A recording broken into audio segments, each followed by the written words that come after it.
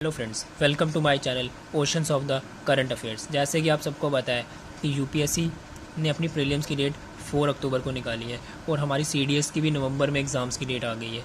तो हम आज से रिवीजन सीरीज़ शुरू कर रहे हैं करंट अफेयर्स की, जो पूरी 1 ईयर की कंपाइलेशन होगी, जिसमें हम डेली के 5 टॉपिक्स लेंगे और हमारा सोर्स होंगे जिसको हमें कवर करना है पीआईबी, इंडियन एक्सप्रेस और हमारे द हिंदू को हमने कवर करना है। तो हम शुरू करते हैं हमारे आज के पहले टॉपिक से। South Asian Association for Regional Cooperations. The South Asian Association for Regional Cooperations was established with the signing of the SAARC charter in Dhaka on 8 December 1985।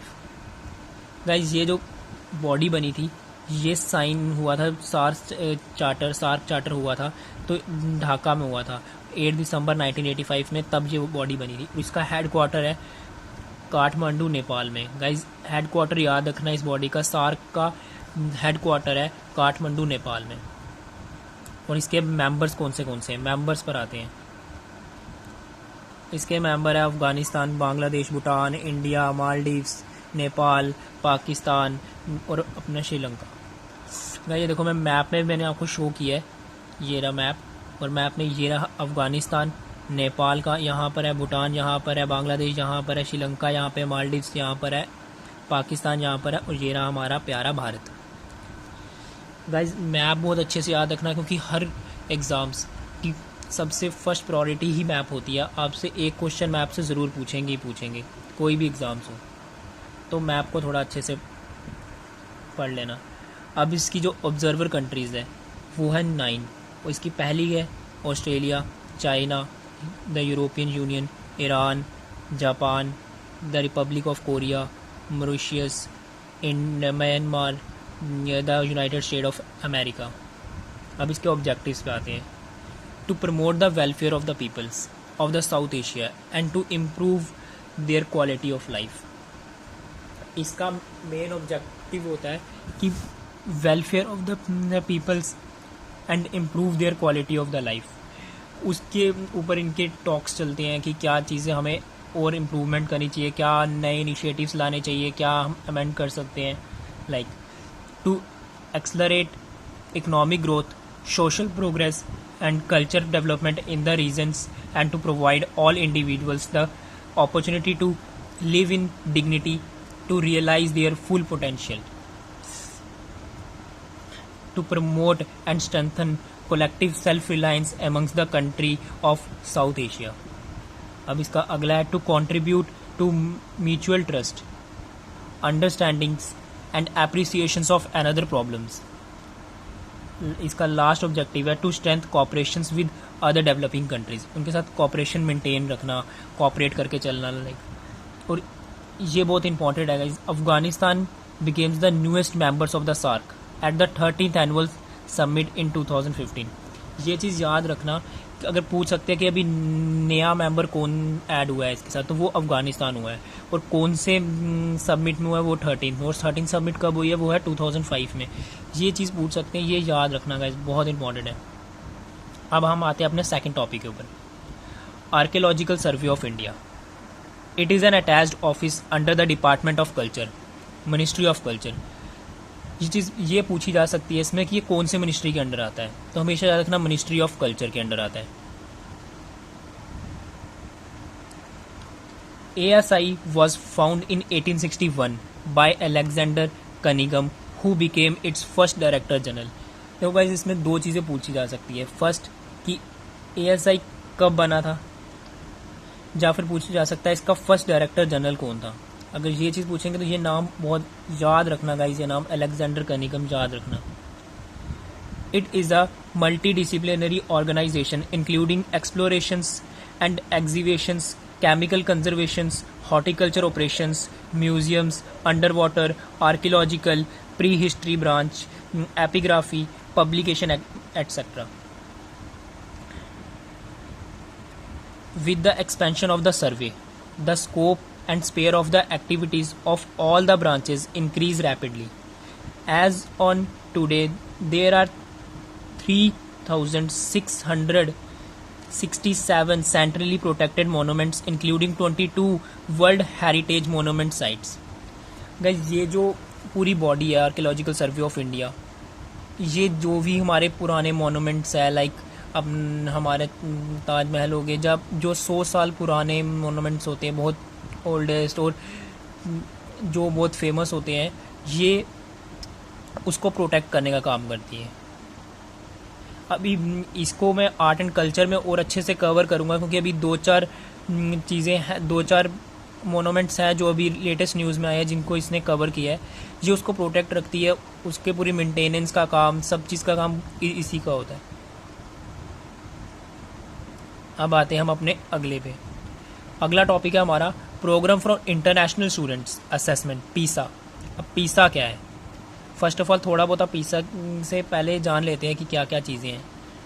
India and organisation for economics corporation and development has signed an agreement to enable India participation in programme for international student assessment to be held in 2020। अभी जो ये 2021 का पीसा होने वाला है, इसमें India और organisation for economics corporation and development में एग्रीमेंट साइन हुआ है कि इंडिया इस पर पार्टिसिपेट करेगा 2021 का। इंडिया स्टे अवे फ्रॉम पीसा इन 2012 and 2015 on account of its decimal performance in 2009 when it was placed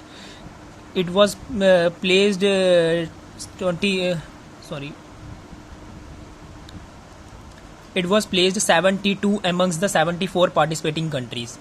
जो इंडिया ने पार्टिसिपेट किया था उसमें इंडिया का टोटल 74 कंट्रीज में से 72 रैंक आया था, जो कि बहुत ही ज़्यादा ख़राब आया था। तो इसीलिए इंडिया ने 2012 और 2015 में पार्टिसिपेट ही नहीं किया। India criticise the method saying that questions were out of context, thus India chose not to participate in the 2012 and 2015 cycle of पीसा।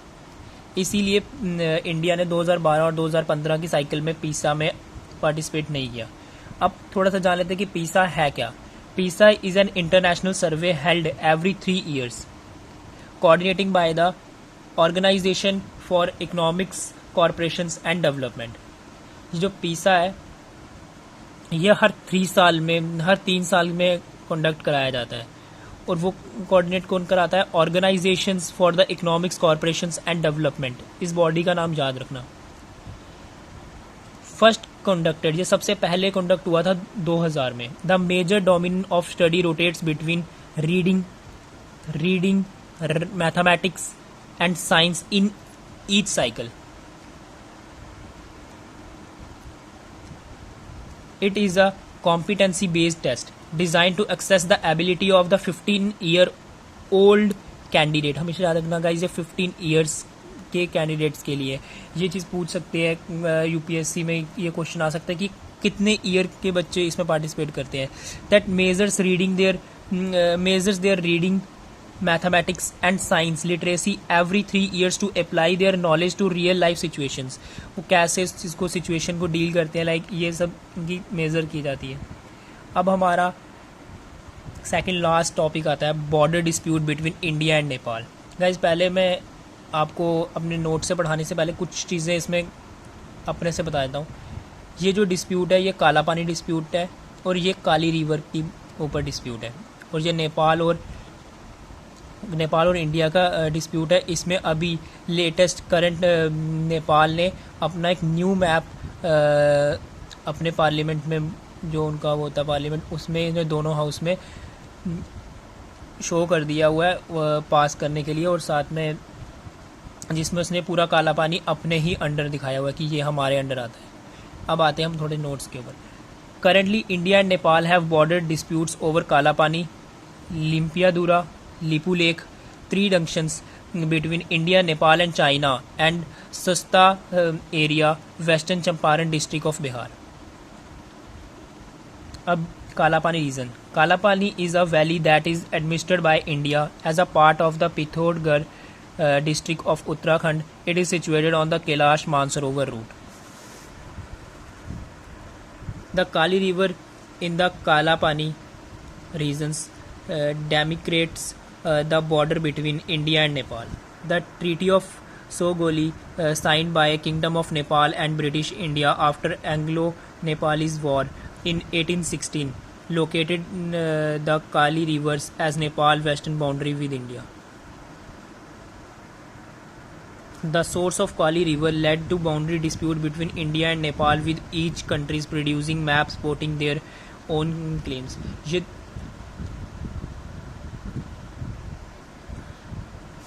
ये दोनों क्लेम करती है कि ये इनके अंडर आता है।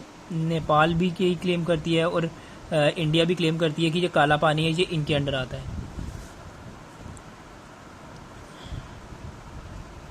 Sasta reasons. The change of the course by the Gandak River is the main reason for disputes in the Sasta region. Sasta is located on the bank of the Gandak River. It is called Narani River in Nepal.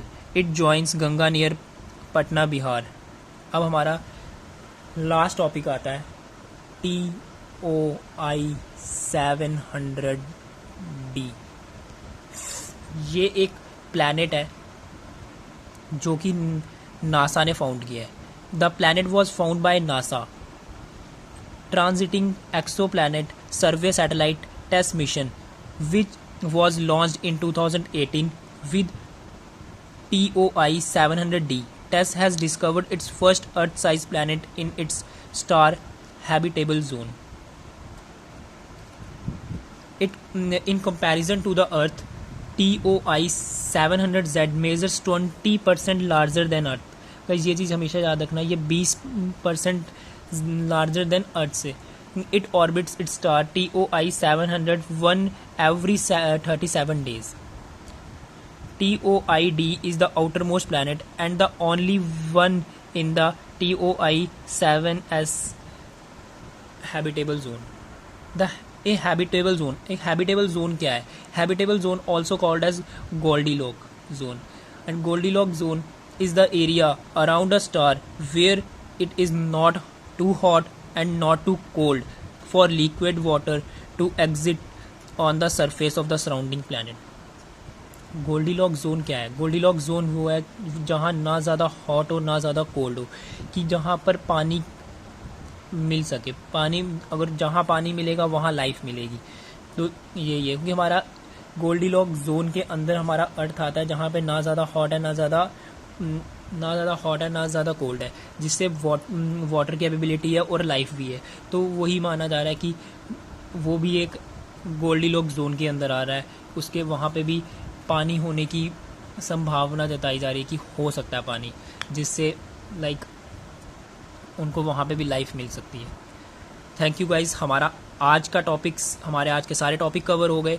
और अगर आपको ये video अच्छी लगी हो तो इसे like करना, और अगर आप मेरे चैनल पे नए हो तो इसको सब्सक्राइब करना, और जो साथ में बेल आइकॉन है उसको दबाना ना भूले कि मेरी वीडियो की सबसे